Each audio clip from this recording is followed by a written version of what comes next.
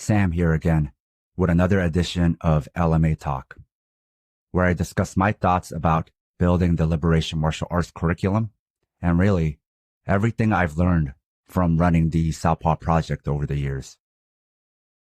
When the Southpaw Project first started back in 2018, rather than just being a place for lefties to talk about martial arts, I thought if we were to take socialism and Marxism seriously, we had to apply them to how we think about physical movements and the pedagogy around martial arts.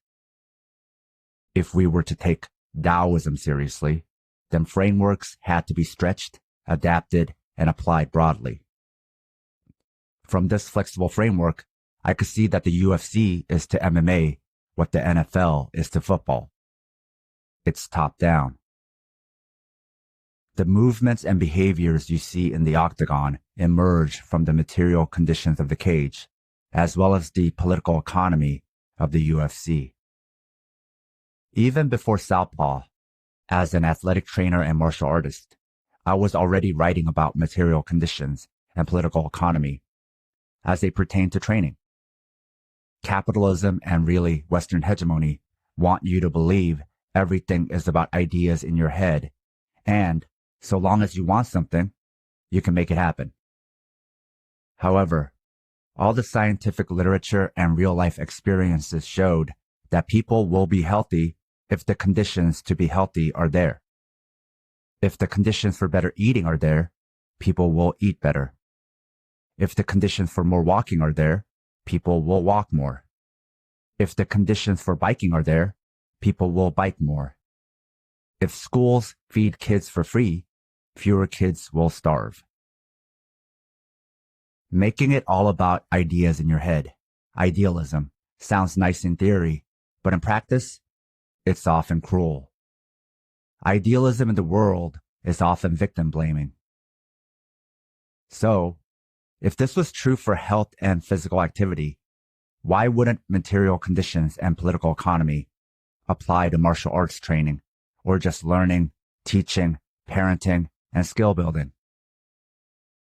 Then I thought about how to reimagine the teaching and training of martial arts. If we take organizing seriously, then the instructor should be more like an organizer, someone who organizes, designs, and facilitates.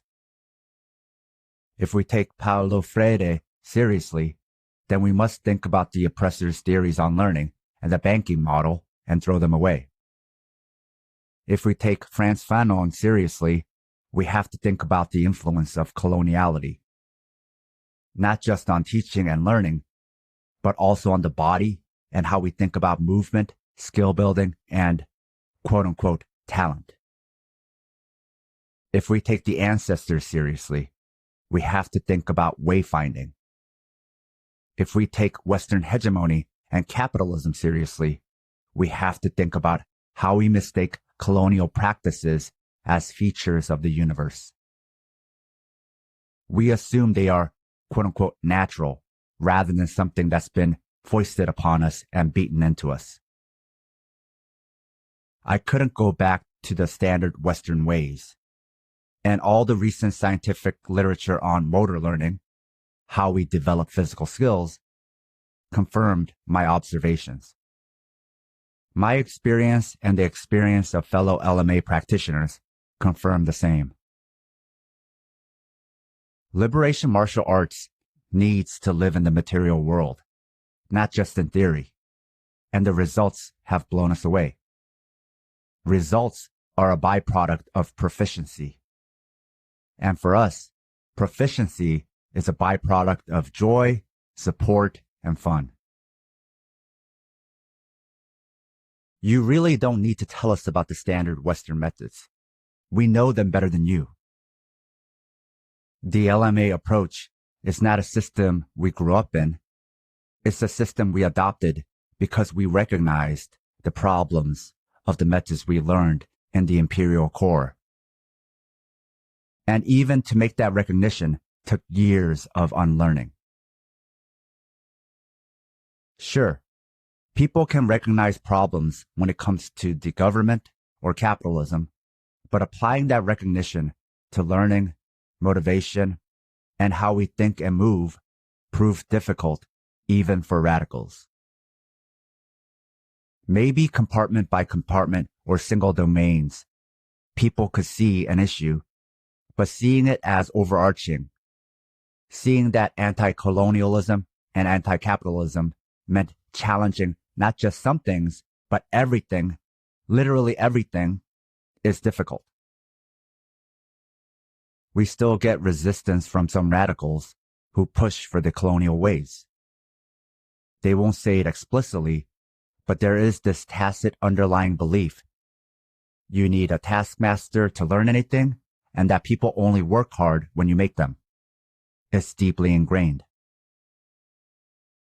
With regard to new research and even older underlying research, white Western academics won't frame it in radical and Marxist terms, even when much of the research originated with Marxists in the Soviet Union. They'll sterilize it, compartmentalize it, and de-radicalize it.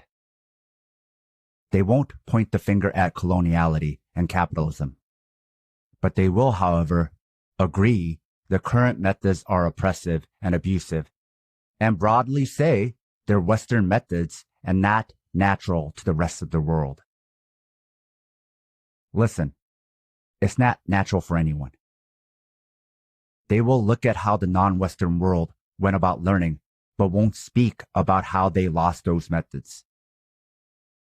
Rather than making it about liberation, they're making it a performance and growth hack to increase productivity of labor, including athletic labor.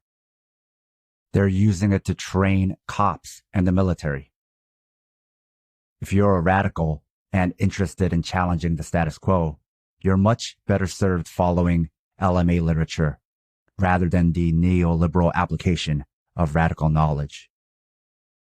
Nonetheless, this conclusion that the standard Western conventions and thinking don't work is across the board, from parenting, mental health, and education to how we even acquire physical skills.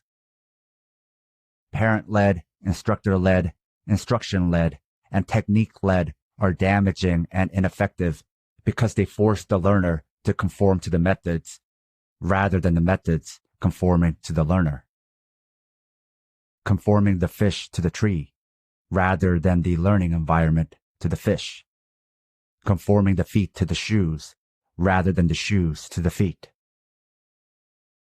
They're called methods, but they're really conventions because a method, in theory, is flexible and adaptable, whereas conventions are not. This is just capital T, the way, rather than the capital W way. I have severe scoliosis, arthritis, trauma, chronic pain, training injuries, and other debilities. I may also be undiagnosed neurodivergent. I say undiagnosed because it's hard and expensive to get a diagnosis as an adult on Medicaid. Movements and practices have to conform to my conditions, both mental, physical, and cultural. I spent most of my entire life in the conventional Western training system, and trying to conform myself to that system, superstructure, and prescribed movements only led to injuries and trauma, both mental and physical. Injuries happen when things aren't right for you. As one practitioner put it, we need LMA to heal our relationship with martial arts. That's real. Martial arts doesn't always save us from trauma, just as PE classes don't often make us healthier. In practice, they most often cause trauma. Learning and skill development must be about the individual, their peers, and the conditions. So many domains and so much research all say the same thing. I've been saying these things for years, literally, maybe decades. But sometimes it takes a million tries before people can finally hear us past their colonial conditioning.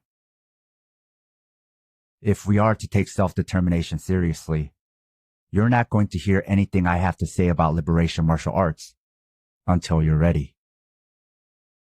That's it for this LMA talk.